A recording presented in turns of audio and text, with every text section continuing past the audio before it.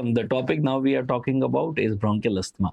Bronchial asthma वैसे तो हमने बहुत बार सुन रखा है कि basically there is some allergen जो अंदर जाएगा और उसकी वजह से ब्रोंकोस्पाज्म हो जाए। बट जब इसका पैथोजेनेसिस की बात करते हैं ना तो पैथोजेनेसिस बहुत कॉम्प्लिकेटेड है और सारे पेशेंट पे वो एप्लीकेबल भी नहीं होता है। There is not a single pathogenesis. बहुत सारे अलग-अलग पैथोजेनेसिस है। बट एक पैथोजेनेसिस है जो वाइडली एक्सेप्टेड है, जो बहुत सारे पेशेंट पे सेट होता है। तो हम उसको डिस्कस करेंगे। एक एग्जांपल ले लेंगे पेशेंट का और उसके ऊपर वो पैथोजेनेसिस डिस्कस करेंगे। सो इसके जो रिस्क फैक्टर होते हैं ब्रोंकियल अस्थमा के रिस्क फैक्टर हो जाते हैं जैसे कि those who are obese, those who are having family history, या फिर पहले से कोई एलर्जिक डिसऑर्डर है उनको, जैसे कि एलर्जिक डर्मेटाइटिस है, those who are living in pollutant environment, right. So these are some of the identified risk factor. एक एग्जांपल ले लेते हैं पेशेंट का। रोहन है, he is 13-14 year old boy, he is in currently in the 8th standard and उसके school से एक trekking के लिए ट्रिप जा रहा था, तो रोहन भी उसमें जा रहा था। They were suppose to go in the mountains, वहाँ पे टेंट लगा के 1-2 दिन तक वहाँ पे रहने का वो पूरा प्रोग्राम था। तो ये सब गए बच्चे वहाँ पे एंड दे वर देयर। ये सिटी से 2-3 घंटे दूर था, तो ये वहाँ पे गए और वहाँ पे अपने-अपने टेंट लगा रहे थे।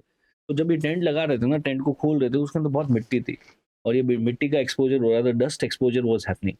This is the first time that the Rohan was having significant dust exposure. Rohan को नहीं पता था कि he is allergic to dust. He was not knowing because उसको कभी इतना एक्सपोजर ही नहीं हुआ। This is the first time that so much of dust is going to him. This dust is going to work like a allergen for him. अब ये एलर्जेंट dust हो सकता है कुछ लोगों के अंदर, it can be pollen grain, it can be some pollutant, तो it can be anything. Basically एक फॉरेन पार्टिकल अंदर गया जिसके लिए रोहन एलर्जिक था। तो ये जो फॉरेन पार्टिकल होता है ना, it is going to work like antigen. ये एक एंटीजन की तरह काम करेगा। जब भी हमारे रेस्पिरेटरी ट्री में एंटीजन आएगा तो वहां पे we have the antigen presenting cell. Antigen presenting cell ये उसको पकड़ लेगी और उसको लेके जाएगी इसके बॉस के पास में। जैसे अपने यहाँ पे पुलिस का सिस्टम कैसा होता है, एक होता है जो बेसिक जो सबसे लोअर कैडर के जो पुलिसमैन होते हैं वो सिटी में घूमते रहते हैं, कोई गुंडागर्दी करता है तो उसको पकड़ के पुलिस स्टेशन लेके जाता है। इसी तरीके का काम ये एपीसी का है। ये एपीसी सबसे लोअर कैडर के लोग हैं। ये क्या करेंगे कि कोई भी फॉरेन पार्टिकल आया उसको पकड़ के लेके थाने लेके चले जाना है, पुलिस स्टेशन लेके जाना है और वहाँ पे उनके बॉस के सामने उसको प्रेजेंट करना है। इसीलिए इनका नाम है एंटीजन प्रेजेंटिंग सेल। ये एंटीजन को पकड़ के प्रेजेंट करते हैं। So antigen presenting cell APC will catch the antigen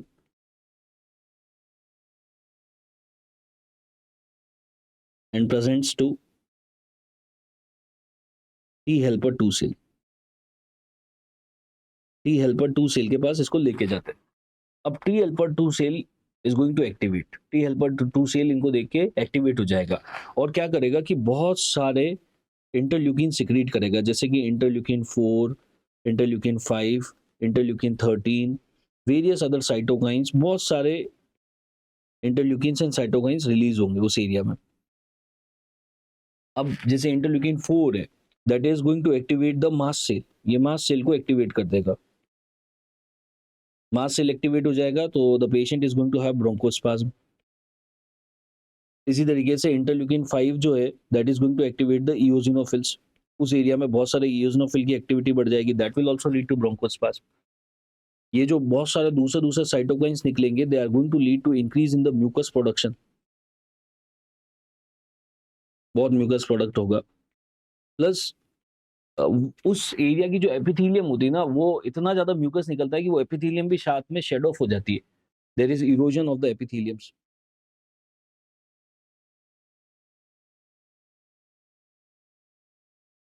तो जैसे ही रोहन को डस्ट का एक्सपोजर हुआ, सबसे पहले जैसे ही डस्ट का एक्सपोजर हुआ एपीसी एक्टिवेट हो गए।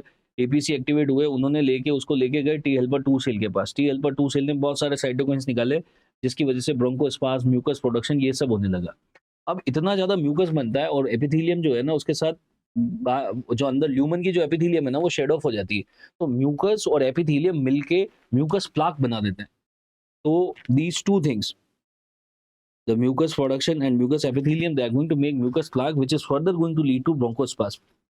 और ये जो म्यूकस प्लाक होते हैं, अगर आप इनको माइक्रोस्कोप में देखोगे, you are going to see these bodies, these are called as the Creola bodies. Creola bodies, ये जो क्रियोला बॉडी होती है, इनको अगर हम और अंदर देखेंगे, you will be able to see these spirals.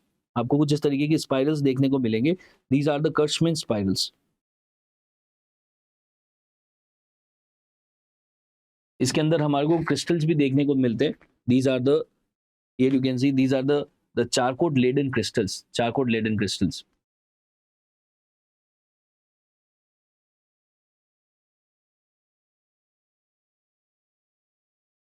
अब रोहन वहां पे माउंटेन्स में था, उसको ये सारी चीजें हुई। जैसे ही डस्ट गया, उसको नहीं पता था he is allergic to dust, तो बहुत कफ हुआ उसको, बहुत कफ हो रहा था, कफ हो रहा था, उसको थोड़ी थोड़ी सांस लेने में भी दिक्कत होने लग गई। तो उसके टीचर ने उसको नोटिस किया कि यार there is something wrong with the Rohan. तो रोहन से पूछा यार क्या हुआ, तो बताया कि उसने कि टेंट लगा रहे थे और ऐसा ऐसा हुआ, डस्ट गई, उसके बाद से ऐसा हो रहा है। तो the teacher understood something is wrong, so he took to the nearby dispensary, because अब वो सिटी से तो बाहर आ गए थे, it was 2-3 hours away from the city. तो वो बाहर आ गए थे, तो वहाँ लेके गए डिस्पेंसरी में। डिस्पेंसरी में वहाँ पे जो भी डॉक्टर था, उन्होंने जो भी एडिक्वेट ट्रीटमेंट देना था वो दिया, और एक बार उसको स्टेबल कर दिया। अब रोहन को वापस भेज दिया जाता है उसके घर पे। टीचर को समझ में आ गया यार ये यहाँ पे इसको दिक्कत आ रही है, तो इसको वापस भेज देते हैं। Now what is going to happen is, जब ये सारी चीजें हुई, ये तो फर्स्ट एक्सपोजर के टाइम पे ये प्रॉब्लम हुई। अब उसके बैकग्राउंड में एक बार होने के लिए तो रोहन एसिम्प्टोमेटिक हो गया, लेकिन अब बैकग्राउंड में क्या हो रहा था कि ये जो टी हेल्पर 2 सेल्स थे, इन्होंने उस एंटीजन को, जो एंटीजन लेके आए थे, एंटीजन प्रेजेंटिंग सेल्स, उस एंटीजन को लेके जाते हैं ये बी सेल के पास में। बी सेल, ये टी हेल्पर 2 सेल का भी बॉस हो गया, उसके पास लेके गए। बी सेल ने उस एंटीजन को रिप्रेजेंट किया प्लाज्मा सेल्स को, प्लाज्मा सेल्स के पास ले गए। और प्लाज्मा सेल्स क्या बनाएंगे, उन एंटीजन के लिए there is going to be antibody formation. वो जो एंटीजन आए थे उनके लिए अब एंटीबॉडीज बन जाएंगे। ये जो एंटीबॉडीज बनते हैं, ये antibodies they are going to attach on the mast cell, ये मास्ट सेल के ऊपर चिपक जाते हैं। these antigens are going these antibodies are going to attach on the mast cell के ऊपर चिपक गए। और ये भी अब उस एरिया में घूमते रहेंगे, जहां पे एपीसी घूम रहा है ये वहां भी घूमते रहेंगे। ये रोहन को पता नहीं है, ये सब बैकग्राउंड में हुआ है। ये जो एंटीबॉडी प्रोडक्शन है ना, ये तो टाइम लगेगा, लेकिन it is going to happen in the background. अब जब वो घर पे पहुंच गया, अभी तो उसको कोई सिम्टम नहीं है, क्योंकि वहां लोकल डिस्पेंसरी में जाके एक बार वो सेट हो गया था। अब जब वो घर पे पहुंचा, तो उसने उससे फादर को ये सारी चीजें बताई कि मेरे साथ ऐसा ऐसा हुआ, मिट्टी का एक्सपोजर हुआ था, उसके बाद मेरे को बहुत तेज कफ कफ चल रहा था, फिर थोड़ी सांस लेने में भी दिक्कत हुई, और ऐसा ऐसा हुआ। तो अब दो रेस्पॉन्स हो सकते थे उसके फादर के। अगर फादर बहुत बिजी होंगे तो फादर बोलेंगे ठीक है अभी तो तू ठीक है, फिर कोई प्रॉब्लम नहीं, अगली बार कभी प्रॉब्लम होगी तो देखेंगे। लेकिन अगर फादर बहुत ही ज्यादा एप्रीहेंसिव होंगे, तो हो सकता है कि दे विल अंडरस्टैंड कि देयर इज समथिंग रॉन्ग, कि क्या हुआ, एक बार जाके इसको इन्वेस्टिगेट करा लेते हैं, तुम अभी तो ठीक हो गए लेकिन ये हुआ क्या था। तो there can be two possibilities, या तो वो उस स्टेज में वहां चला जाता, हॉस्पिटल चला जाता, आया तब जब एसिम्प्टोमेटिक था, तब उसके फादर लेके चले जाते, या फिर फादर नहीं भी लेके जाते। तो अब मान लीजिए उसके फादर उसको नहीं लेके गए, for example. Now what is going to happen is he was currently asymptomatic, and he is going to remain asymptomatic till the next same exposure of the dust is going to happen। जब next antigen वापस से enter करेगा अगली बार, मान लीजिए अगले 2 महीने बाद उसके घर पे कुछ सफाई चल रही थी, जब सफाई चल रही थी तो वापस से डस्ट एक्सपोजर हुआ। This is the second exposure to the allergen.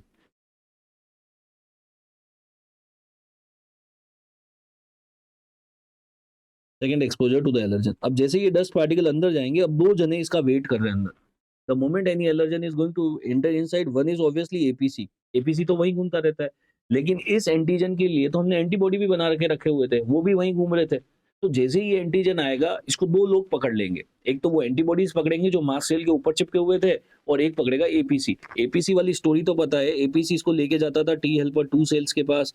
T helper 2 sales बहुत सारे इंटरल्यूकिन्स निकालता था, 4, 5, 13 साइटोकाइंस, और वो जाके ब्रोंकोस्पाज्म, म्यूकस प्रोडक्शन, ये सब होता था। तो ये सब तो होना ही होना है, ये तो रोहन के अंदर होना ही होना है, bronchospasm, mucus production second exposure में। लेकिन एक और चीज नई जो ये होगी, इस बार इस एंटीजन को पकड़ने के लिए एंटीबॉडीज भी है। तो ये जो एंटीबॉडीज हैं, these antibodies which were waiting for this antigen to come, जैसे ही ये एंटीजन आएगा एंटीबॉडी एक्टिवेट हो जाएंगे। ये एंटीबॉडी बैठे हुए थे मास्ट सेल के ऊपर। The moment antigen is going to come into contact of this, जैसे ही एंटीजन इनसे चिपका, they are going to degranulate the mast cell, degranulation of the mast cell rupture हो जाएगा। अब हमें पता है कि मास्ट सेल के अंदर बहुत सारा हिस्टामाइन होता है, तो जैसे ही मास्ट सेल रप्चर होगा उसके अंदर जो हिस्टामाइन के ग्रेन्यूल्स है वो बाहर आएंगे, there is going to be a lot of histamine activity और histamine is going to lead to bronchospasm. अब इस बार क्या होगा, जब सेकंड एक्सपोजर होगा ना तो ब्रोंकोस्पाज्म ज्यादा सीवियर होगा, क्योंकि दो मेथड से हो रहा है, एक तो टी हेल्पर 2 सेल्स तो करवा ही रहा है, दूसरा ये हिस्टामाइन भी करवाएगा। So the second exposure and the further exposure is going to be more severe bronchospasm than the first exposure. So this is how the pathogenesis of bronchial asthma occurs. एक बार वापस से समझा रहा हूँ, जब फर्स्ट टाइप एंटीजन आता है, मतलब फर्स्ट टाइम जब एलर्जी की रेस्पॉन्स आता है, तो सबसे पहले एपीसी आता है, टी हेल्पर 2 सेल्स एक्टिवेट होते हैं और उससे बहुत सारे साइटोकाइंस निकलते हैं, ये सारे ब्रोंकोस्पाज्म कराता है। म्यूकस और बहुत सारा म्यूकस भी निकलता है और एपिथेलियम जो होते हैं वो शेड ऑफ हो जाते हैं, तो म्यूकस और एपिथेलियम मिलके प्लाक बना देते हैं। उस प्लाक में अगर आप देखेंगे माइक्रोस्कोप में, you will have the Creola bodies, कश्मीर स्पाइरल, चारकोलेडन क्रिस्टल्स, ये देखने को मिलते हैं। जब फर्स्ट एक्सपोजर होता है, एलर्जन जब अंदर जाता है, मतलब एलर्जन मींस एंटीजन जब अंदर जाता है, तो उसके अगेंस्ट में एंटीबॉडी बन जाती है, तो ये एंटीबॉडी मास्ट सेल के ऊपर चिपकी हुई रहती है और सेकंड एक्सपोजर का वेट करती रहती है। जैसे ही सेकंड एक्सपोजर हुआ, सेकंड टाइम जब डस्ट अंदर गया, तो अब दो लोग उसका वेट कर रहे थे, एक तो क्लासिकल मेथड है एपीसी, वो तो वेट कर ही रहा था, अब इस बार एंटीबॉडी भी वेट कर रहे थे। जैसे ही एंटीबॉडी पकड़ेंगे, ये मास्ट सेल रप्चर हो जाएंगे, उसके अंदर से हिस्टामाइन निकलेगा और ब्रोंकोस्पाज्म कराएगा और क्लासिकल पाथवे भी कराएगा, तो second time is going to be further more severe bronchospasm is going to happen to the patient. Now coming to, this is the one of the widely accepted pathogenesis for bronchial asthma. अब बात करते हैं types of bronchial asthma की। अब ये है based on pathogenesis. मैंने अभी आपको पैथोजेनेसिस में ये बताया कि टी हेल्पर 2 सेल्स इन्वॉल्व होते हैं, तो ऐसा नहीं है कि सारे के सारे पेशेंट में टी हेल्पर 2 सेल इन्वॉल्व होंगे ही होंगे। एक तो हमने डिस्कस किया कि इन्वॉल्व होते हैं, अगर टी हेल्पर 2 सेल इन्वॉल्व हो रहे हैं पैथोजेनेसिस में, तो इसको हम बोलते हैं टाइप 2 ब्रोंकियल अस्थमा। इसको तो बोल दिया टाइप 2 ब्रोंकियल अस्थमा। अगर टी हेल्पर 2 सेल इन्वॉल्व नहीं हो रहे हैं, then it is called as non type 2 bronchial asthma. Type 2 bronchial asthma and non type 2 bronchial asthma. Type 2 वाले में जो साइटोकाइंस हमने डिस्कस किए थे, इंटरल्यूकिन 4, 5, 13 होता है, यहाँ पे होता है इंटरल्यूकिन 17 एंड 23। यहाँ पे जो मेन सेल्स है that was eosinophils, mast cells, और नॉन टाइप 2 में जो मेन सेल होता है दैट इज न्यूट्रोफिल। ऑब्वियसली जो ज्यादा कॉमन है दैट इज टाइप 2, इसीलिए हमने इसको डिटेल में डिस्कस किया। नॉन टाइप 2 तो कम होता है, लेकिन हमें पता होना चाहिए कि एक ही पैथोजेनेसिस नहीं है ये, टी हेल्पर 2 सेल हमेशा इन्वॉल्व होता है सारे पेशेंट में, ऐसा नहीं है। कुछ पेशेंट में न्यूट्रोफिल्स, इंटरल्यूकिन 17, 23 भी ब्रोंकियल अस्थमा में इन्वॉल्व होते हैं, that is non type 2। When it comes to types of bronchial asthma, हम bronchial asthma को एक और तरीके से कैटेगराइज कर सकते हैं कि एलर्जन कहाँ से आया, जो ट्रिगर था ना ब्रोंकियल अस्थमा का, वो कहाँ से आया। इट वाज एक्सट्रिंसिक और इंट्रिंसिक। जैसे कि मान लीजिए डस्ट है, डस्ट तो बाहर से आता है, ये तो एक्सट्रिंसिक ट्रिगर है। अगर एक्सट्रिंसिक ट्रिगर होगा तो इसको हम बोल देते हैं एक्सट्रिंसिक ब्रोंकियल अस्थमा। लेकिन कुछ लोगों में ब्रोंकियल अस्थमा ट्रिगर हो जाता है मान लीजिए स्ट्रेस से। जब भी पेशेंट स्ट्रेस लेता है तो उसको ब्रोंकियल अस्थमा का अटैक आ जाता है। तो स्ट्रेस तो एक्सट्रिंसिक फैक्टर नहीं है, स्ट्रेस तो इंट्रिंसिक फैक्टर है, तो this is referred as intrinsic bronchial asthma. तो ट्रिगर कहां से आ रहा है उसके बेसिस पे भी ब्रोंकियल अस्थमा दो टाइप के हो गए, एक्सट्रिंसिक, इंट्रिंसिक। डस्ट से हुआ तो एक्सट्रिंसिक, स्ट्रेस से हो गया तो इंट्रिंसिक। एक और इंट्रिंसिक का एग्जांपल दे सकता हूँ, एक्सरसाइज। जब भी पेशेंट एक्सरसाइज करता है उसको ब्रोंकियल अस्थमा का अटैक आ जाता है, that is also intrinsic asthma. ये जो एक्सट्रिंसिक होता है ये देखने को मिलता है चाइल्डहुड में, इंट्रिंसिक देखने को मिलता है एडल्टहुड में। The more common is extrinsic, the more common is extrinsic. तो हमने पैथोजेनेसिस में दो चीजें सीखी। Based on pathogenesis the bronchial asthma can be type 2 और नॉन टाइप 2, वो डिपेंड करता है टी हेल्पर 2 सेल्स इन्वॉल्व हो रहे हैं कि नहीं हो रहे, और ट्रिगर कहां से आ रहा है उसके बेसिस पे ब्रोंकियल अस्थमा दो टाइप का हो गया, extrinsic and intrinsic. Now coming to the clinical feature, when comes to the acute attack of bronchial asthma, bronchial asthma का जो एक्यूट अटैक होता है जनरली ये होता है विंटर्स में, मतलब जब एनवायरनमेंट का टेम्परेचर थोड़ा सा कम होता है, या फिर अर्ली मॉर्निंग, अर्ली मॉर्निंग भी थोड़ा सा टेम्परेचर कम होता है, तो उस टाइम पे ब्रोंकियल अस्थमा के होने के अटैक होने के चांसेस ज्यादा होते हैं जब भी एनवायरनमेंट थोड़ा ठंडा होता है। The most common symptom that is going to happen, अगर आप बहुत ध्यान से सुन रहे थे ना तो आपको याद होगा मैंने बोला था, जैसे ही रोहन की बात की थी मैंने, जैसे ही डस्ट गया था ना रोहन के अंदर, तो रोहन को बहुत तेज खांसी हुई थी, he had severe cough. So the most common symptom is going to be cough, most common symptom is cough. What are the other thing? Then he is going to have the breathing difficulty, shortness of breath होगा। Shortness of breath इसलिए हुआ, मान लीजिए this is the normal representation of the lung. आप देखिए normally तो airway बहुत अच्छे से ओपन है, आराम से हवा अंदर जा सकती है, there is no problem.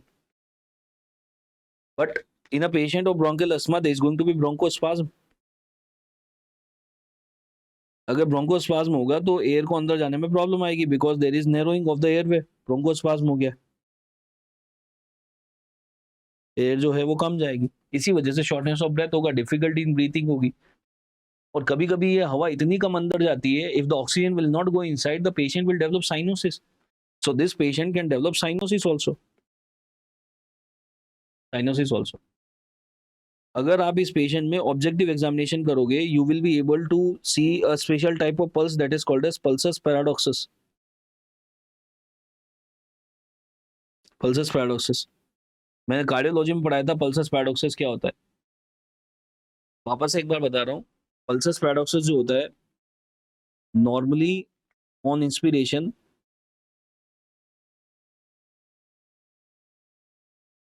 systolic blood pressure falls not more than 10 millimeter of mercury.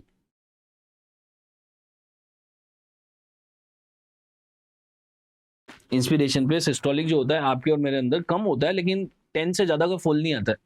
But if on inspiration systolic blood pressure more than fall more than 10,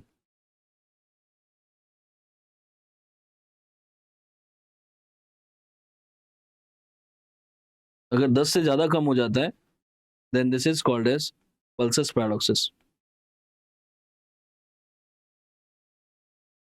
inspiration करने पे सिस्टोलिक ब्लड प्रेशर बहुत सिग्निफिकेंट कम हो रहा है। तो ऐसा देखने को मिलता है हमें रेस्पिरेटरी पैथोलॉजीज में, जैसे कि acute exacerbation of COPD, bronchial asthma, pneumonia, ARDS, इन सब में हमें देखने को मिल सकता है पल्सस पैराडॉक्सिस। मैंने आपको जब पल्सस पैराडॉक्सिस पढ़ाया था तो मैंने ऐसा बोला था, 3 चीजें याद रखनी पल्सस पैराडॉक्सिस में, 3 जगह मिलता है। 2 कार्डियक कंडीशन है और बाकी रेस्पिरेटरी कंडीशन है। 2 कार्डियक थी, कंस्ट्रिक्टिव पेरिकार्डिटिस एंड कार्डियक टेम्पोनेट, इन दोनों में पल्सस पैराडॉक्सिस होता है। And the third is all respiratory pathologies. तो pulsus paradoxus seen in 3 conditions: constrictive pericarditis, cardiac tamponade, and all the respiratory pathologies. इस पेशेंट को जब हम ऑस्कल्टेट करेंगे, क्योंकि इसके अंदर नैरोइंग ऑफ द एयरवे हो गया है, तो जब हवा नैरो प्लेस से निकलती है तो म्यूजिकल साउंड क्रिएट करती है। इनफैक्ट आपने कोई म्यूजिकल इंस्ट्रूमेंट देखा होगा, जैसे कि फ्लूट, बांसुरी, जितने भी म्यूजिकल इंस्ट्रूमेंट होते हैं उनको इस तरीके से डिजाइन किया जाता है कि उसके अंदर से जब एयर पास होगी ना, air is going to pass through narrow openings, और जब भी नैरो ओपनिंग से पास होगी, it's going to create the musical whistling sound, that is called as wheezing. Whistle जैसा साउंड आता है। तो जब आप इसको ऑस्कल्टेट करोगे ना, तो क्योंकि हवा जो है बहुत नैरो एयरवे से निकल रही होगी, तो ऐसा वो सीटी जैसी आवाज आएगी, विस्लिंग साउंड आएगी। So there is going to be wheezing, wheezing will be there. But कभी कभी क्या होता है कि ये जो ब्रोंकोस्पाज्म है ये बहुत ही ज्यादा सीवियर हो जाता है। मान लीजिए कुछ इस तरीके का हो गया bronchospasm, almost there is no passage, very severe bronchospasm. अगर बहुत ही ज्यादा सीवियर ब्रोंकोस्पाज्म हो जाए, अब देखो क्या होगा कि एयर को फ्लो करने की जगह ही नहीं है, the air can't flow at all, there is no air flow actually. And if there is no air flow, अगर एयर फ्लो ही नहीं करेगा तो आपको व्हीजिंग ही नहीं सुनाई देगा। If there is no air flow, there is no wheezing, wheezing ही सुनाई नहीं देगा। अगर व्हीजिंग नहीं सुनाई देता है ऑस्कल्टेशन में, this is called as silent chest.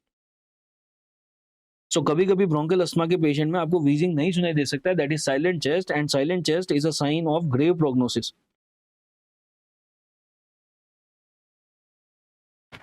कि बहुत ही ज्यादा स्पाज्म है, बिल्कुल हवा ही अंदर नहीं जा रही, तो व्हीजिंग आएगा ही नहीं। So what you can C in the objective examination is, 2 चीजें याद रखनी ऑब्जेक्टिव एग्जामिनेशन में। एक, पल्सस पैराडॉक्सिस देखने को मिलता है। सेकंड, व्हीजिंग आ भी सकता है, नहीं भी आ सकता है।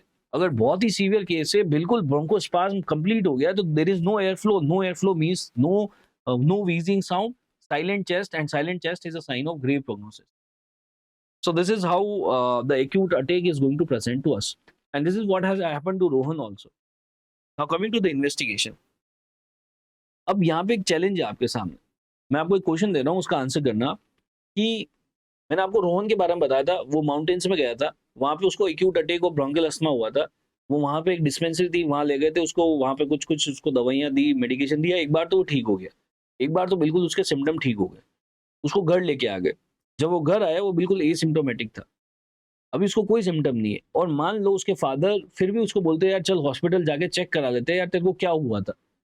तो क्योंकि bronchial asthma is a reversible bronchial obstruction, अब क्योंकि वो तो रिवर्स हो गया, बिल्कुल ठीक हो गया है, अब अगर अभी उसको हॉस्पिटल ले जाएंगे ना, तो उसके अगर आप पल्मोनरी फंक्शन टेस्ट करोगे, स्पायरोमेट्री करोगे, उसमें कुछ भी नहीं आएगा, क्योंकि वो तो बिल्कुल एसिम्प्टोमेटिक है।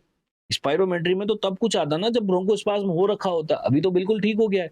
तो अगर वो बोलते हैं कि patient is asymptomatic, if asymptomatic stage में आता है आपके पास में कि उसको अभी कोई सिम्टम नहीं हो रहा, तो आप उसको कैसे करेंगे कि इसको ब्रोंकियल अस्थमा है, what investigation you will do. अगर पेशेंट एसिम्प्टोमेटिक आता है तो आप पेशेंट को बोलना है कि कुछ हमें इस तरीके की डिवाइस आपको खरीदनी है, ये इस डिवाइस का नाम है peak expiratory flow meter, peak expiratory flow meter उसको खरीदवा दो।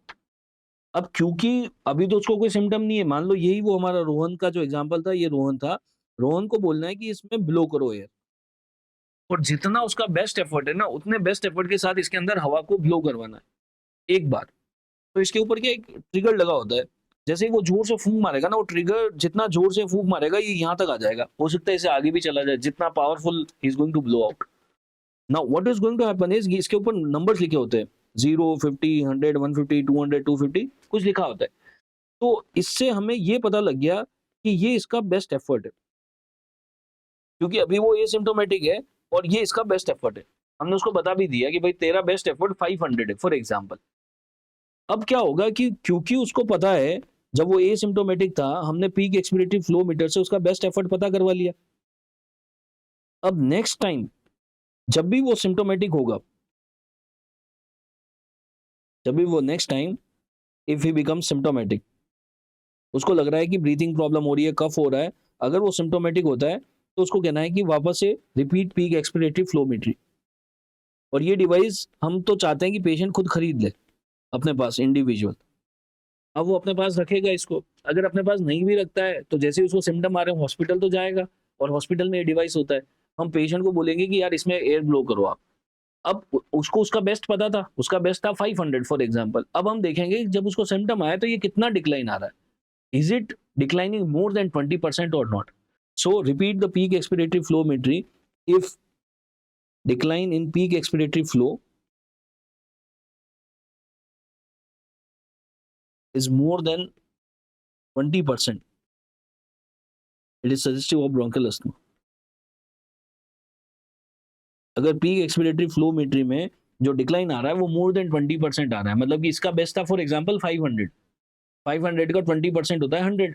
तो अगर ये डिक्लाइन, मतलब कि जब रोहन सिम्टोमेटिक था उसको बोला कि वापस से ब्लो करो एयर, वो 400 के ऊपर जा ही नहीं पा रहा, तो आप देखो 100 से ज्यादा का डिक्लाइन आ गया। 500 इसका बेस्ट था, 400 से नीचे अगर ये कहीं पे भी गया तो 20% से ज्यादा का डिक्लाइन हो गया, then you can say that आपको ब्रोंकियल अस्थमा है। अगर पेशेंट सिम्टोमेटिक होता तो फिर हम स्पायरोमेट्री भी कर सकते हैं कि पेशेंट इज सिम्टोमेटिक, मतलब आपके पास आ रहा है, उसको सिम्टम है, उसके अंदर वीजिंग हो रहा है, उसको कफ है, आपके पास आ रहा है, तब आप स्पायरोमेट्री भी कर सकते हो। स्पायरोमेट्री में भी पता लग जाएगा। कैसे पता लगेगा, हमें पता है कि bronchial asthma is obstructive lung disease, तो जैसे ही स्पायरोमेट्री करेंगे और अगर पेशेंट सिम्टोमेटिक है, आप देखोगे सबसे पहले हम देखते हैं स्पायरोमेट्री में रेशो। ये मैंने आपको फर्स्ट चैप्टर में भी पढ़ा है स्पायरोमेट्री, तब मैंने आप बोला कि सबसे पहले आपको देखना है रेशो, और रेशो जो आएगा it is going to be less than 70%। जैसे ही लेस देन 70% आता है, दो पॉसिबिलिटी होती है, या तो सीओपीडी या ब्रोंकियल अस्थमा है।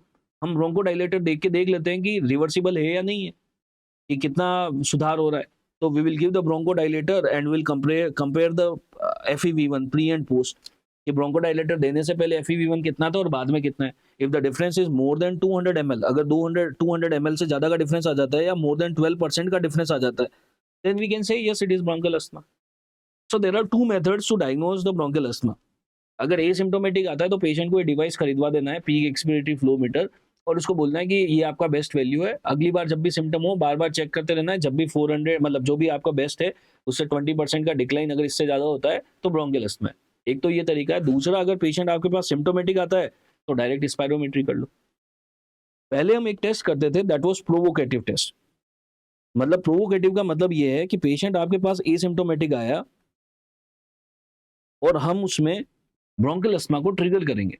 कैसे ट्रिगर करेंगे? We are going to give injection of methacholine. Methacholine का इंजेक्शन लगाते थे, और मेथाकोलिन का इंजेक्शन लगाने के बाद में अगर पेशेंट सिम्प्टोमेटिक हो जाता है,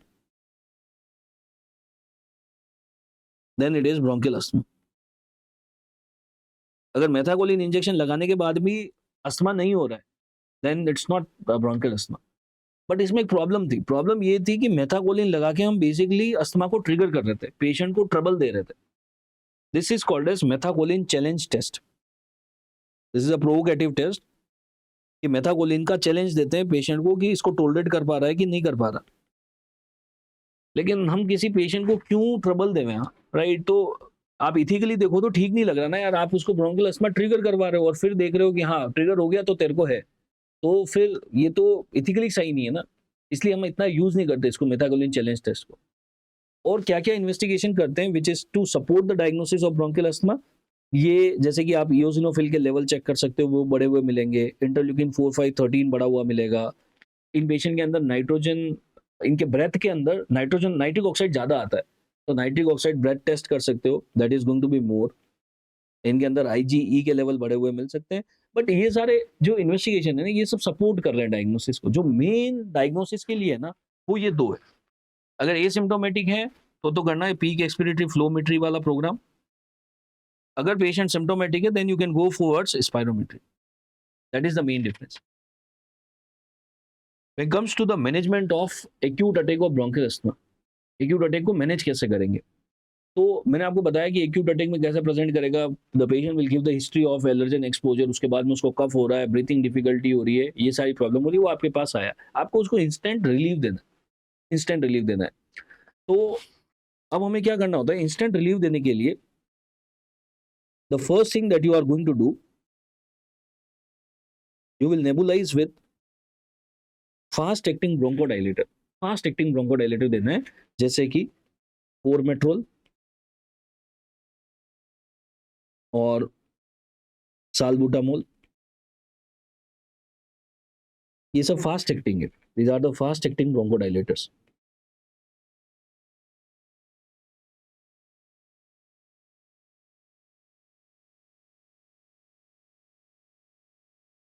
फास्ट एक्टिंग ब्रोंकोडाइलेटर देंगे, जैसे कि फोरमेट्रोल, साल्बुटामोल। सालमेट्रोल जो होता है ना, वो यूज नहीं करते। Salmeterol is a slow acting drug. Slow acting bronchodilator है, so not used for acute attack of bronchial asthma.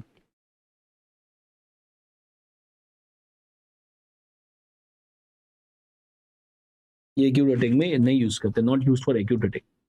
ये फार्मा का क्वेश्चन है बेसिकली। हम फास्ट एक्टिंग यूज करेंगे, फॉर्मेट्रोल एंड साल्बुटामोल। इसके साथ साथ में पेशेंट को ऑक्सीजन सपोर्ट भी देंगे। नेबुलाइज तो करना ही करना है, एंड ऑक्सीजन सपोर्ट दिया, तो ये सबसे पहले कर दिया। नेबुलाइज किया फॉर्मेट्रोल साल्मेट्रोल से, and we have given the oxygen support. अगर ये सब देने से वो ठीक होने लगता है तो बहुत अच्छी बात है। अगर ये सब देने से भी वो ठीक नहीं हो रहा है, then you are going to give injectable hydrocortisone. Hydrocortisone देना। Yes, the corticosteroid we are going to give, injection of hydrocortisone. अगर इंजेक्शन ऑफ हाइड्रोकोर्टिसोन देने से भी वो ठीक नहीं हो रहा है, मतलब कि सिम्टम रिलीव नहीं हो रहे, then you can go towards magnesium sulphate. For some mechanism it is seen that magnesium sulphate देने से कभी कभी एक्यूट अटैक जो होता है वो सप्रेस हो जाता है। अगर मैग्नीशियम सल्फेट देने से भी अभी भी पेशेंट को ब्रीथिंग प्रॉब्लम ठीक नहीं हो रहा है, अभी भी उसको वही कफ हो रहा है, सांस लेने में दिक्कत हो रही है, पेशेंट बहुत प्रॉब्लम में जा रहा है, पेशेंट ड्राउजी होता जा रहा है, then what you can do is कि you need to do the invasive ventilation. आपको पेशेंट को इंट्यूबेट करना होगा, and you have to take the patient on ventilator. You have to insert the ET tube and patient को invasive ventilation पे लेना होगा। ये सब जब आप कर रहे होते हैं ना, साथ-साथ में आपको एबीजी भी कर लेना है। एबीजी आप करते हैं, आर्टेरियल ब्लड गैस एनालिसिस। आप देखिए अगर आपको उसके अंदर ये दिख जाता है कि ऑक्सीजन जो है वो 60 से कम हो रहा है या कार्बन डाइऑक्साइड 45 से ज़्यादा हो गया है या पेशेंट ड्राउज़ी हो रहा है। अगर पेशेंट कभी भी ड्राउज़ी होने लग जाए ना, थोड़ा-सा बेहोश टाइप होने लग गया, आपके पास आया तब तो फिर भी थोड़ा बहुत होश में था, बात कर रहा था, लेकिन आप जब ये सब कर रहे थे, पेशेंट ड्राउज़ी हो रहा है, then you need to directly go towards invasive ventilation. The moment patient becomes any of these condition, carbon dioxide बढ़ रहा है, 45 से ज़्यादा हो गया, ऑक्सीजन 60 से कम हो गया या पेशेंट ड्राउजी हो जाए, go for invasive ventilation directly. एक बार उसको इन्वेसिव वेंटिलेशन पे स्टेबलाइज करेंगे। So this is how we are going to manage the acute attack of bronchial asthma, right? तो हमारे को यही गाइडलाइन फॉलो करना है। सबसे पहले we have to give the fast acting bronchodilator, then hydrocortisone, then magnesium sulphate and then invasive ventilation. But by doing this, अगर patient drowsy हो जाता है, बेहोश होने लग जाता है, कुछ भी हो रहा है, पहले आया था फिर भी ठीक था लेकिन डिटोरिएट हो रहा है, गो फॉर इन्वेसिव वेंटिलेशन डायरेक्टली। अब ये जो एक्यूट अटैक होते हैं ना ब्रोंकियल अस्थमा के, ये भी 3 टाइप के होते हैं, moderate, severe and life threatening. ये डिपेंड करता है कि पेशेंट का FeV1 कितना कम हुआ है। FeV1 कितना कम हुआ है। फॉर एग्जाम्पल, जस्ट मैं एक एग्जाम्पल लेके आपको समझाता हूँ। मान लीजिए पेशेंट का जो best FeV1, sorry not FeV1, peak expiratory flow, depends on peak expiratory flow. हमें पता है कि what is the best peak expiratory flow of the patient. अगर आपको पता था, मान लीजिए रोहन का वाला जो केस था, हमें पता था कि रोहन जब एसिम्प्टोमेटिक था और हमने ब्लो कराया था, तो हमें पता है उसका बेस्ट एफर्ट क्या है। अगर आपको बेस्ट एफर्ट पता है, for example let's say the best effort was 500, हमें ये देखना होता है कि इसमें कितना डिक्लाइन आ रहा है, कितना डिक्लाइन आ रहा है। अगर मान लीजिए ये 250 तक, 500 से 250 के बीच में आ रहा है, पहली बात तो 500 उसका बेस्ट था, ये बेस्ट था। जैसे ही 20% डिक्लाइन होता है, मतलब कि 400 या उससे नीचे आता है, this is going towards bronchial asthma. So अगर यहां से लेके यहां तक है, मतलब कि जब पेशेंट हमारे पास आया, हमने पीक एक्सपिरेटरी फ्लो कराया और वो आ रहा था up to 50%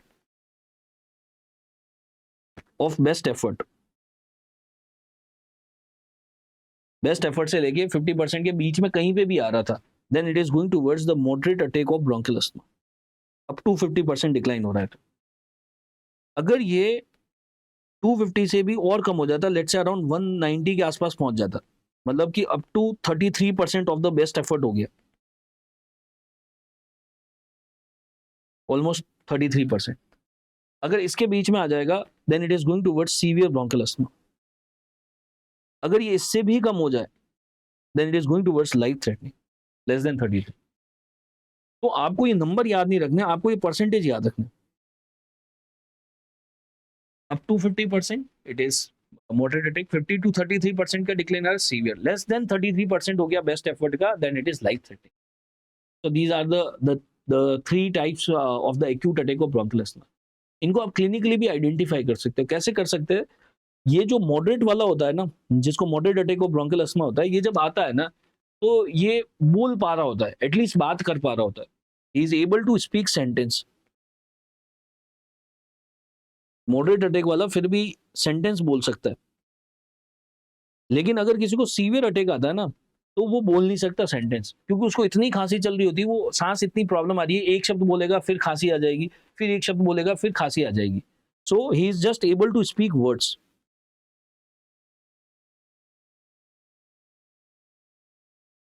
is going to talk in words. Life threatening वाला तो बात ही नहीं कर पाएगा, कुछ भी नहीं बोल पाएगा, is going to be drowsy, altered sensorium, can't speak, वो बोल ही नहीं पाएगा, कुछ भी नहीं बोल पाएगा। सो क्लिनिकली भी हम इस तरीके से एक्यूट अटैक को आइडेंटिफाई कर सकते हैं कि मॉडरेट है, कि सीवियर है, कि लाइफ थ्रेटनिंग है, राइट? देन अगर हम रोहन की बात कर रहे थे, तो जो हमारा पेशेंट था Rohan, so what we have understood is, अगर रोहन एसिम्प्टोमेटिक आता तो हम पीक एक्सपिरेटरी फ्लो से डायग्नोस करते, अगर सिम्प्टोमेटिक आएगा तो स्पायरोमेट्री से डायग्नोस करते, right? This is what we have discussed so far. This already we have discussed about the severity of the acute attack based on the peak expiratory flow. ये तो हमने यहीं पे लिख लिया एक्चुअली, peak expiratory flow यहीं पे लिख लिया है. So there is no need to write it again. तो मैं इसको यहाँ से हटा रहा हूँ. Now coming to the prophylaxis. एक बार तो आपने पेशेंट को स्टेबलाइज कर दिया, एक्यूट अटैक वाला जो पेशेंट था उसको कैटेगराइज कर दिया, कैटेगराइज करके आपने उसको स्टेबलाइज भी कर दिया कि कुछ इस तरीके से आपने उसको स्टेबलाइज किया. पहले ये दिया, फिर ये, फिर मैग्नीशियम सल्फेट, फिर नहीं तो वेंटिलेशन दे दिया. अब जब वो स्टेबलाइज हो गया, वो ठीक हो गया, अब वो नहीं चाहता कि यार उसको वापस से फ्यूचर में ये ब्रोंकियल अस्थमा का अटैक आए. To prevent the future attack of bronchial asthma we need to give prophylaxis. अब ये प्रोफिलैक्सिस देना है, नहीं देना है, क्या देना है, it will be decided by GINA guideline. GINA guideline is the one that is deciding everything for bronchial asthma. इस पूरे प्लेनेट पे जो भी अस्थमा के लिए चेंजेस होंगे वो सब जीना डिसाइड करता है. अब जीना वाले ये बोलते हैं कि ब्रोंकियल अस्थमा में प्रोफिलैक्सिस देना है, नहीं देना है, ये डिपेंड करेगा कि उसको कितने बार अटैक आ रहा है, कितना फ्रिक्वेंटली अटैक आ रहा है. अगर बहुत फ्रिक्वेंटली नहीं आ रहा है तो फिर प्रोफिलैक्सिस मत दो. जब भी उसको सिम्टम आए आप एक्यूट अटैक को मैनेज कर लो खाली. लेकिन अगर बहुत फ्रिक्वेंटली अटैक आ रहे हैं तो फिर आप उसको प्रोफिलैक्सिस दो. तो वो ये बोलते हैं कि आप सबसे पहले ये डिसाइड करो कि ब्रोंकियल अस्थमा जो है वो इंटरमिटेंट है, मतलब कि बहुत कम फ्रीक्वेंसी से बार बार आ रहा है, या फिर ये परसिस्टेंट है. हमें ये आइडेंटिफाई करना होगा. और परसिस्टेंट में भी उन्होंने 3 कैटेगरी बना दी, mild, moderate, severe. And based on that they have decided कि what to be given to the prophylaxis. और प्रोफिलैक्सिस देना है, नहीं देना है, सबसे पहली बात वो, और देना है तो क्या देना है. तो उन्होंने ये बोला कि आप क्या करो, पेशेंट से ये पूछो कि उसको कितनी फ्रीक्वेंसी में अटैक आते हैं. डे अटैक कितनी बार आया और नाइट अटैक कितनी बार आया. डे अटैक तो कैलकुलेट करो आप वीक में, और नाइट अटैक कैलकुलेट करो मंथ में. मतलब कि आप उससे ये पूछो कि लास्ट एक वीक में आपको कितनी बार ब्रोंकियल अस्थमा का अटैक दिन में आया है, दिन में कितनी बार आया है. अगर ये वैल्यू लेस देन 2 और 2 तक आ रही है तो ये इंटरमिटेंट में जा रहा है. अगर आप उसको वो बोलते हैं मेरे को तो डे अटैक आया नहीं, नाइट अटैक ही आते हैं, तो नाइट अटैक लास्ट एक मंथ में कितनी बार आया, एक मंथ में कितनी बार आया, is it going less than 2 और 2, देन इट इज इंटरमिटेंट. तो अगर पेशेंट इंटरमिटेंट की कैटेगरी में फॉल कर रहा है, नाइट अटैक भी लेस देन 2 है, डे अटैक भी लेस देन 2 है. नाइट अटैक तो पूछना है मंथ में और डे अटैक पूछना है वीक में. अगर ये लेस देन 2 है, it is going towards intermittent. मैं आपको पहले बता रहा हूँ टेबल याद कैसे करनी है. परसिस्टेंट मॉडरेट जो होता है ना, वहां पे ये वैल्यू आती है 75. मतलब कि day attack 7 and night attack 5. आप ऐसे भी याद रख सकते हो इसको, एक वीक में 7 डे होते हैं, सो 7, और एक मंथ में ऑलमोस्ट कभी कभी 5 वीक्स आ जाते हैं, तो 5 संडे तो आ ही जाते हैं, तो 5 दैट इज नाइट. या फिर याद रख लो 75.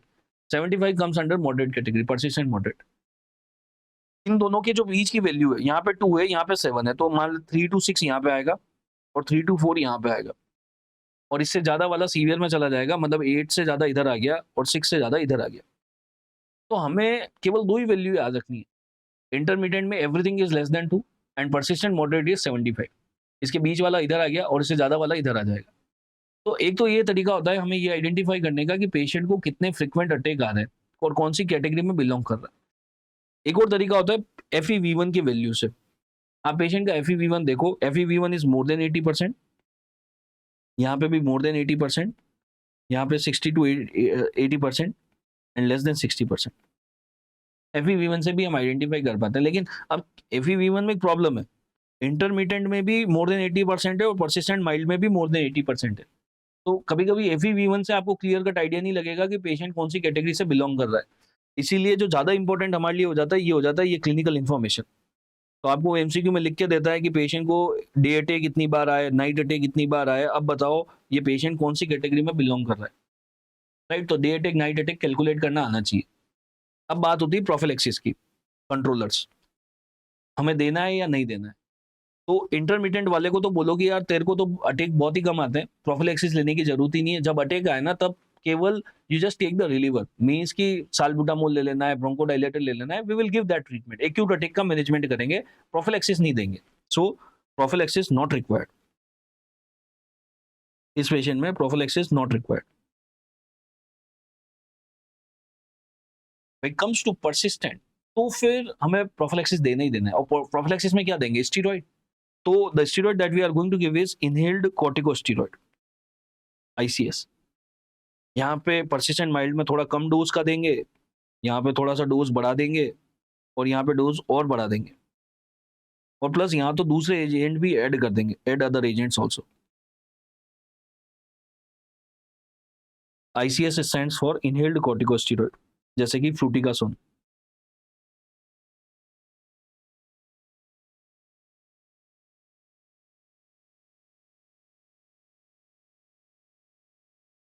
फ्लूटिकासोन देंगे। तो प्रोफिलैक्सिस का ड्रग तो बहुत फिक्स है, फ्लूटिकासोन देना है, बट द पॉइंट है कि देना है कि नहीं देना है, और किस डोज में देना है। डोज तो आपके एग्जाम में पूछते नहीं इनकी, इसलिए लिखी नहीं मैंने। बाकी अदरवाइज इंटरमीडिएट है तो कोई प्रोफिलैक्सिस नहीं देना है, परसिस्टेंट में माइल्ड मॉडरेट सीवियर में देना है, और जैसे जैसे बढ़ता जाता है वैसे वैसे डोज बढ़ाना है।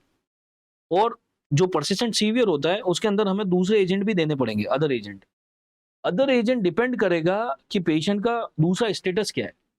दूसरा स्टेटस का मतलब हम उसमें इंटरल्यूकिन 4 चेक करेंगे, इंटरल्यूकिन 5 चेक करेंगे, IgE चेक करेंगे।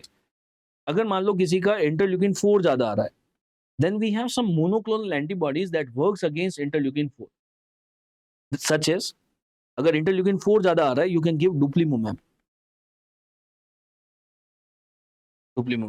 अगर किसी का इंटरल्यूकिन 5 ज्यादा आ रहा है, then you can give mepolizumab। IgE ज्यादा है, omalizumab।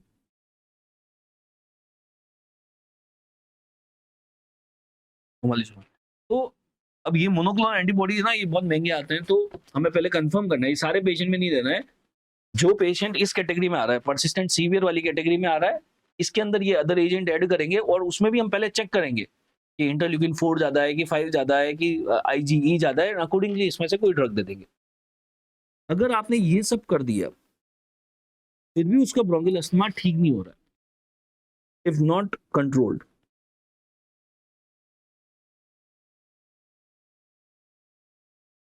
then you can go for a treatment that is called as bronchial thermoplasty। Bronchial thermoplasty भी कर सकते हैं। अब ये ब्रोंकियल थर्मोप्लास्टी क्या होता है?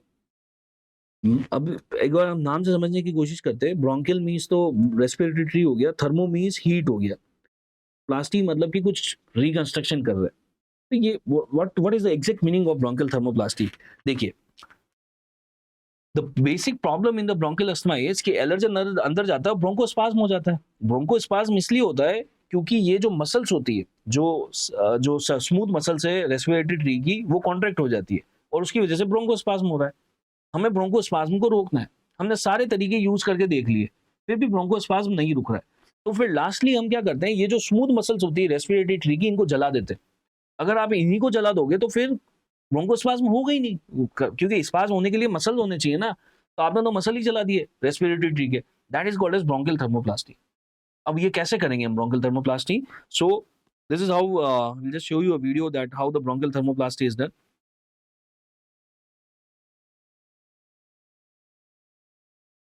So we will call the patient and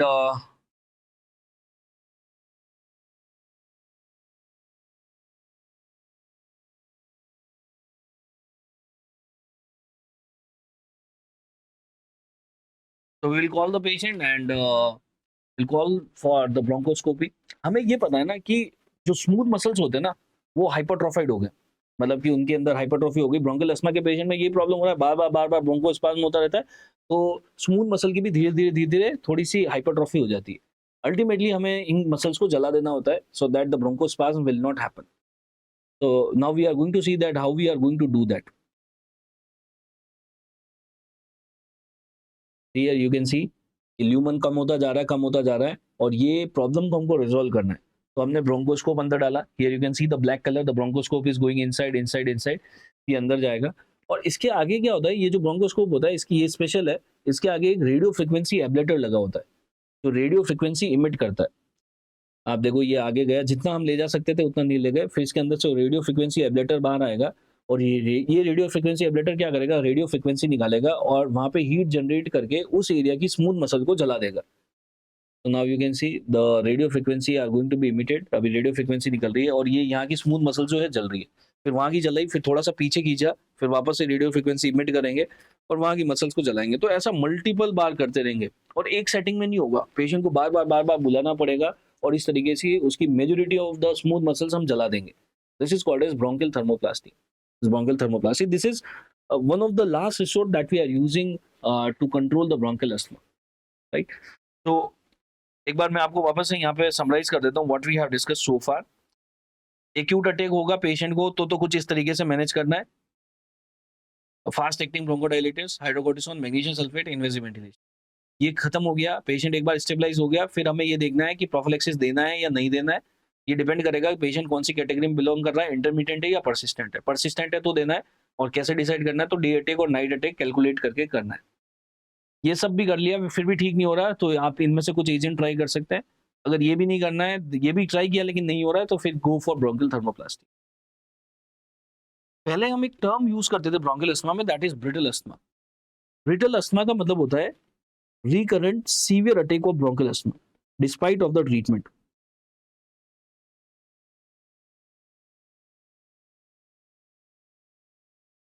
Recurrent severe attack of bronchial asthma despite of the treatment is called as a brittle asthma. Brittle asthma दो टाइप का था, टाइप 1, टाइप 2. अब हम ये इतना टर्म यूज भी नहीं करते ब्रिटल अस्थमा, तो कि मतलब हम पेशेंट को सारी दवाइयां दे रहे हैं, स्टीरॉइड दे रहे हैं सब, और इनहेल्ड कॉर्टिकोस्टेरॉइड दे रहे हैं, मेपोलिजिमैब, डिप्लीमेमैब, ये सब भी देके ट्राई कर लिया, लेकिन फिर भी अटैक आता जाते हैं. तो अगर ब्रिटल अस्थमा टाइप 1 होता है तो इसके ट्रीटमेंट में हम ओरल स्टीरॉइड ट्राई करते हैं, और टाइप 2 में we were giving injection of adrenaline, मतलब कि एपिनेफ्रिन का इंजेक्शन दे रहे थे. अब क्योंकि ये इतने टर्म हम यूज नहीं करते ना ब्रिटल अस्थमा, तो अब इसके अंदर डिटेल में जाने का कोई पॉइंट नहीं है कि टाइप 1 क्या होता है, टाइप 2 क्या होता है. आप तो खाली ये याद रख लो कि ब्रिटल अस्थमा का मतलब होता है recurrent severe attack of bronchial asthma despite treatment. Called as brittle asthma. It can be type 1, can be type 2. Type 1 में ओरल स्टेरॉइड यूज करते हैं. एक एंटिटी होती है एस्प्रिन इंड्यूस्ड अस्थमा. अब ये क्या होता है एस्प्रिन इंड्यूस्ड अस्थमा? तो you might have heard about the arachidonic acid pathway. आपने बायोकेम में भी पढ़ा होगा, फार्मा में भी पढ़ा होगा, arachidonic acid pathway. Arachidonic acid क्या होता है? Arachidonic acid is a fatty acid which is found in the cell membranes. ये अरेकिडोनिक एसिड जो होता है ये दो तरीके से मेटाबोलाइज होता है. एक तो होता है it is going to be the COX pathway and the LOX pathway. ये दो तरीके से मेटाबोलाइज होता है. There are two enzymes which are metabolizing it, COX and LOX. COX का फुल फॉर्म है cyclooxygenase and LOX is lipoxygenase. नीचे लिखा हुआ है COX is cyclooxygenase and LOX is lipoxygenase. ये जो कॉक्स है ना, ये भी दो टाइप के थे, COX 1 and COX 2. COX enzyme भी दो टाइप के, कॉक्स 1, कॉक्स 2. तो जब कॉक्स एंजाइम काम करते हैं, कॉक्स एंजाइम जब काम करते हैं तो जो मॉलिक्यूल जनरेट होते हैं दैट इज प्रोस्टाग्लैंडिन्स, प्रोस्टासाइक्लिन्स, थ्रोम्बाक्सिन A2, ये सब बनता है. प्रोस्टाग्लैंडिन, प्रोस्टासाइक्लिन, थ्रोम्बाक्सिन A2 ये बनता है.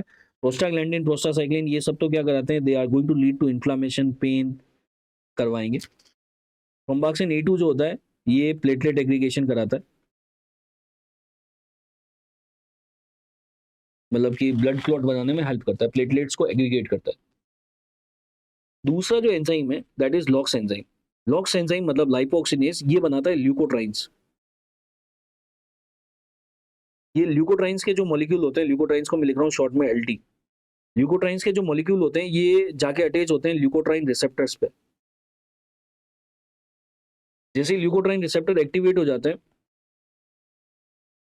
activated leukotriene receptor, it will lead to bronchospasm, a lot of secretions, increase in the secretion, bronchospasm, ये सब कराएगा. bronchospasm, secretion.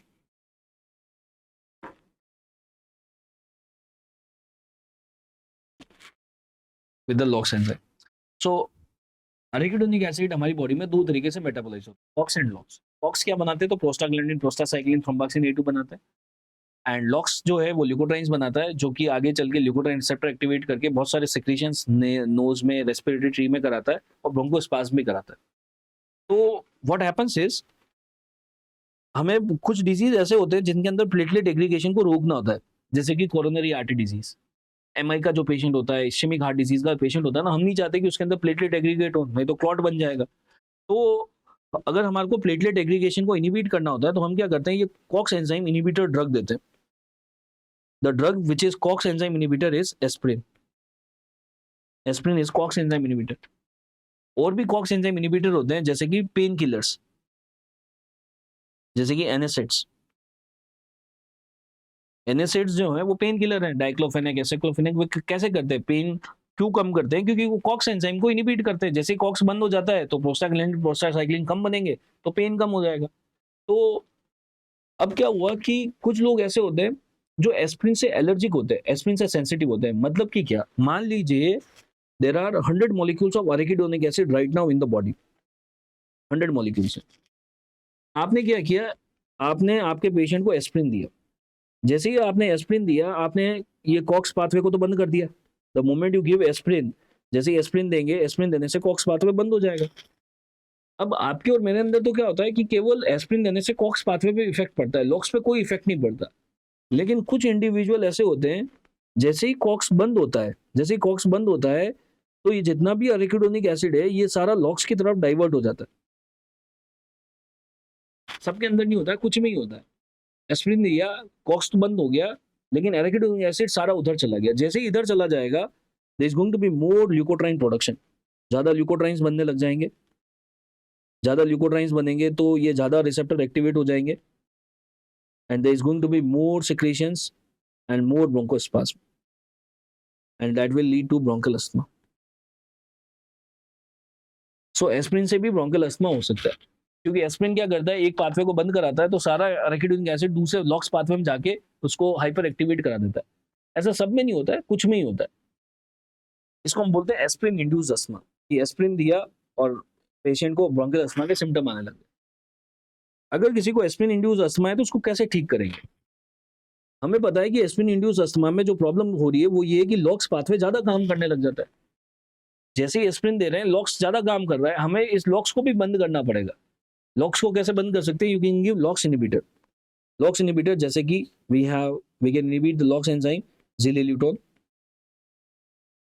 सिलेरिटोन दे सकते हैं. और you can give leukotriene receptor antagonist. मतलब कि ये जो पाथवे होता है आप इसको दो जगह से बंद कर सकते हो. या तो लॉक्स एंजाइम को ही बंद कर दो या फिर रिसेप्टर्स को बंद कर दो, सो दैट ये ब्रोंकल स्पाज्म नहीं होगा. तो लॉक्स इनहिबिटर दे सकते हैं जिलेल्यूटोन, ल्यूकोट्राइन रिसेप्टर एंटागोनिस्ट जैसे कि मोंटेल्यूकास्ट, जाफ्रीलुकास्ट,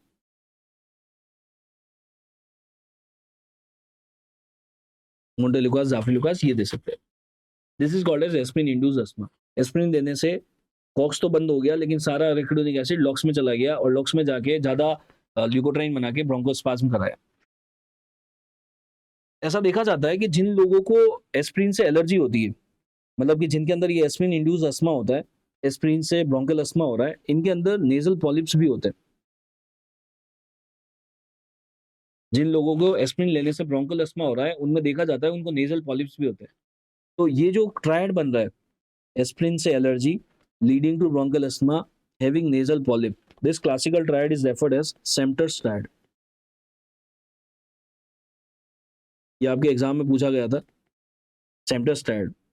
उन्होंने क्वेश्चन कैसे बनाया था, एक पेशेंट है, वो जब भी एस्प्रिन लेता है उसको ब्रोंकोस्पाज्म हो जाता है, कफ आने लग जाता है, ब्रीथिंग प्रॉब्लम होने लग जाती है.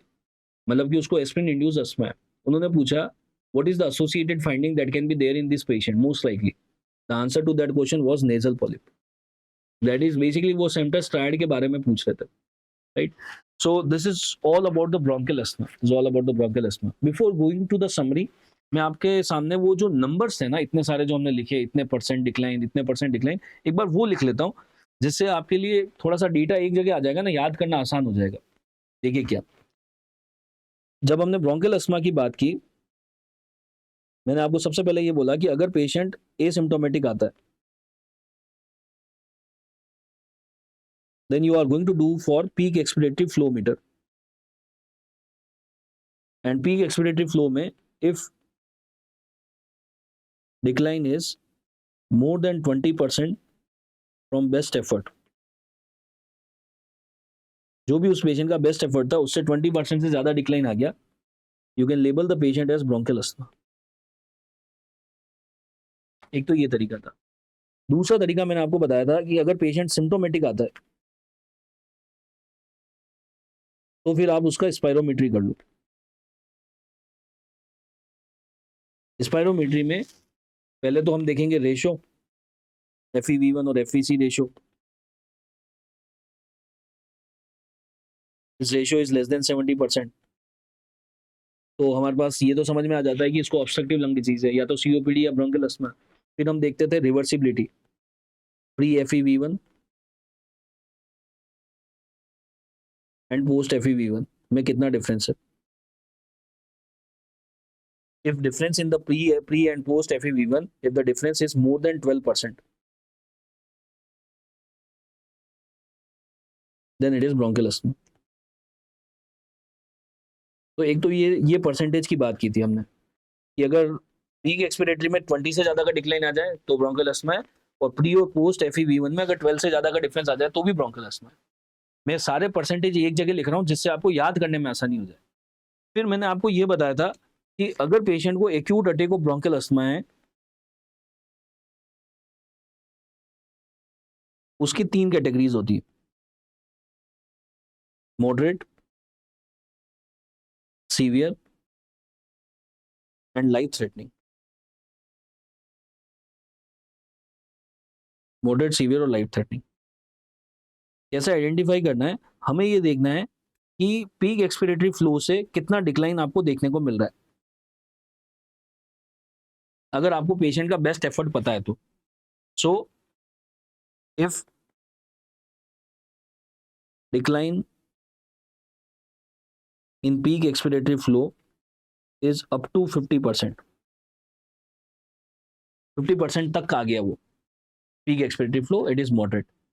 If it is decline in the peak expiratory flow is up to 50 to 33% तक कम हो गया, 50 से लेकर 33% के बीच में आ गया, then it is going towards severe. And if it is less than 33%, peak expiratory flow जो है 33% से भी कम हो गया है, जो उसका बेस्ट था उसका 33% से भी कम हो गया, it is life threatening। ये परसेंटेज मैंने आपको और बताए थे। यहाँ पे मैं आपको एग्जांपल देके समझा देता हूँ। मान लीजिए किसी का पीक एक्सपिरेटरी बेस्ट एफर्ट था 500 फॉर एग्जांपल, अगर वो 500 से लेके 250 के बीच में आ जाता है, 250 हो गया 50%, then it is going towards moderate. अगर 250 से लेके 190 के बीच में आ गया, which is somewhere around 33%, then it is going towards severe. और अगर ये 190 से भी कम हो जाए then it is life threatening. तो अगर आप देखो बहुत सारे परसेंटेज नहीं है, 2 परसेंटेज बहुत इंपॉर्टेंट है, एक तो पीक एक्सपिरेटरी फ्लो का डायग्नोस करने का, और ये प्री पोस्ट वाला। ये परसेंटेज याद रह जाए तो बहुत अच्छा है, नहीं भी रहेंगे तो चलेगा। Lastly let's write down the summary of the bronchial asthma. Bronchial asthma जो होता है, it is associated with the T helper 2 cells. T helper 2 cell जो होते हैं, that is going to increase 4-5 interleukin 13। जब आप इसका बायोप्सी लेते हैं, माइक्रोस्कोप में देखते हैं, you are going to have the Creola bodies, Kurtzman spirals, and the Charcot-Leyden crystals.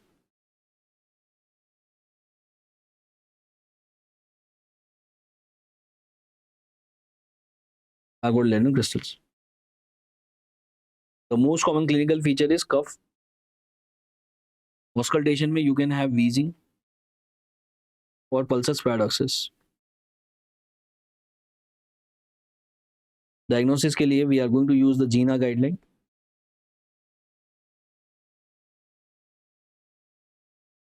Then we have discussed about Samtostat. जो लोगों को एस्प्रिन से एलर्जी है, एस्प्रिन लेने के बाद ब्रोंकियल अस्थमा हो रहा है, उनके अंदर नेजल पॉलिप भी देखने को मिलता है। That is the Samtostat. So this is all about the bronchial asthma. I know it was a quite extensive discussion of bronchial asthma, but that is very well required for your exam, because the bronchial asthma is a very high yield topic.